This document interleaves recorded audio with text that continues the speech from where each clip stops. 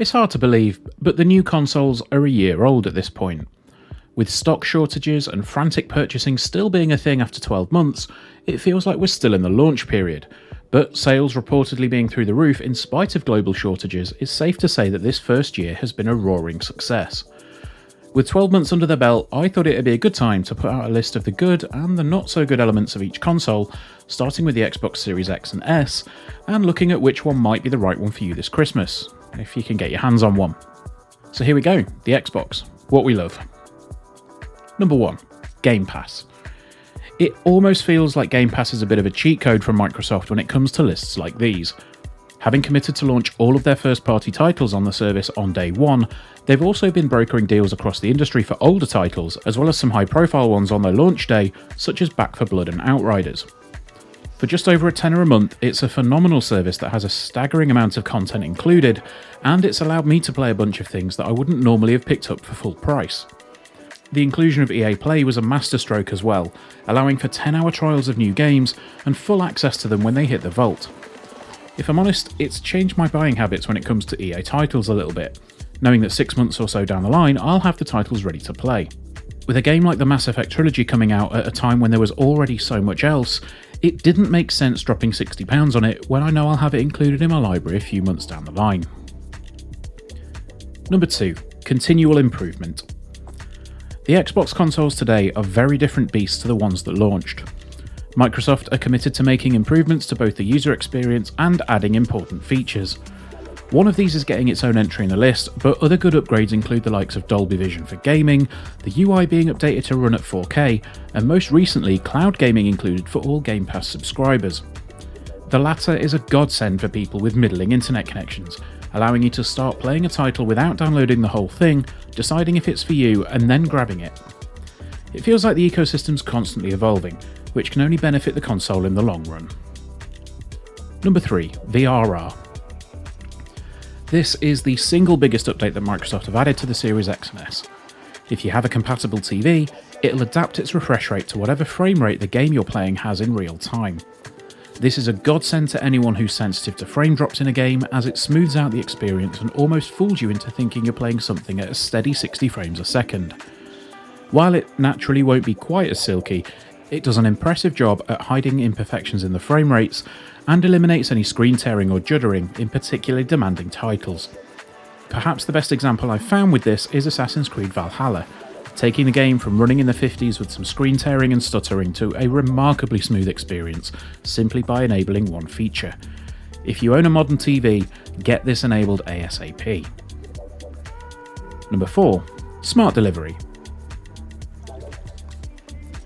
Most people wrote this off as a gimmick name when it was announced, but honestly it's probably the biggest benefit to owning titles on an Xbox. Once you buy a game, it's yours, regardless of which platform you want to use it on.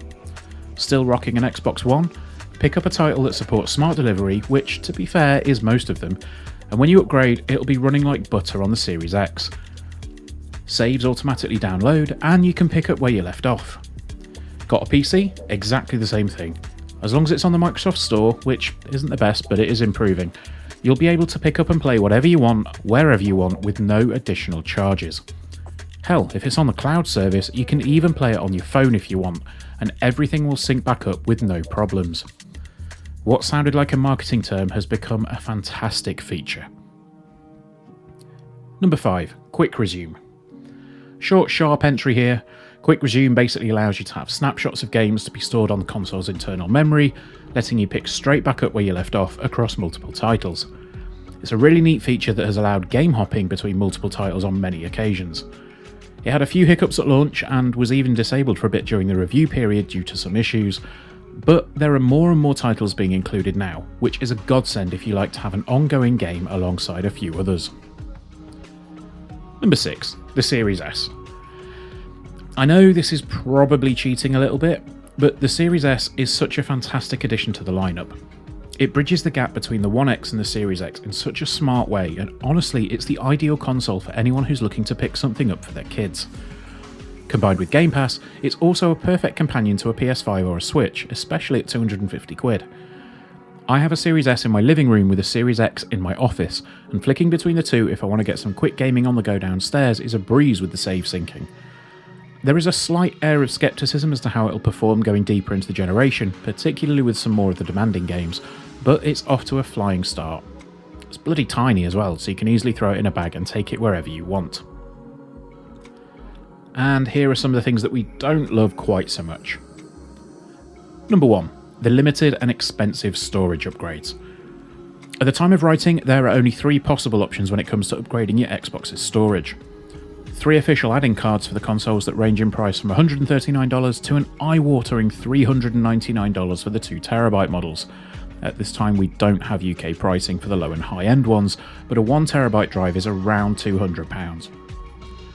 While the PS5 solution is undoubtedly more involved to install, the range of options that exist make it easier to shop around, and will likely see pricing drop quicker than the Xbox offerings.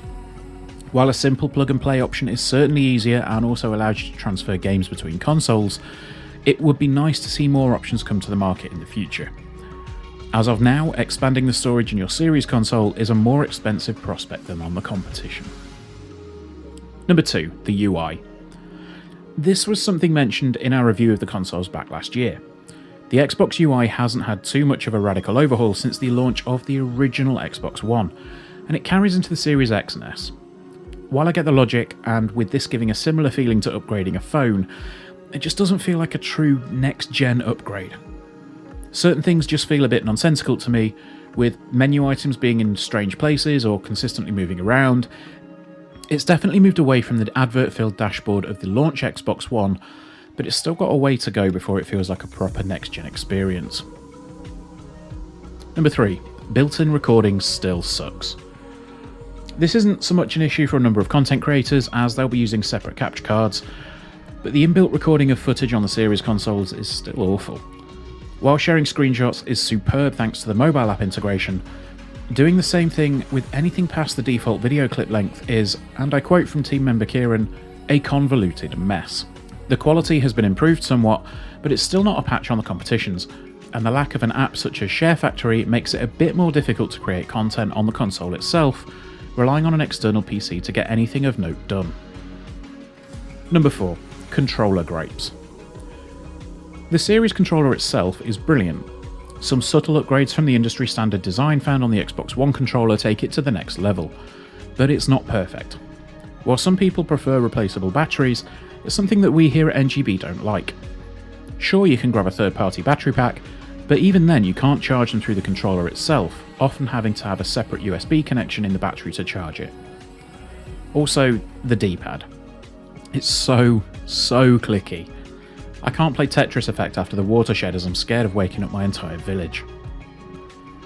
And there we go, that is our appraisal of the Xbox consoles after a year. Is there anything that we've missed? Please do let us know down in the comments below and get subscribed because we've got a few more videos coming very shortly. Okay guys, take care, we'll see you soon, bye bye.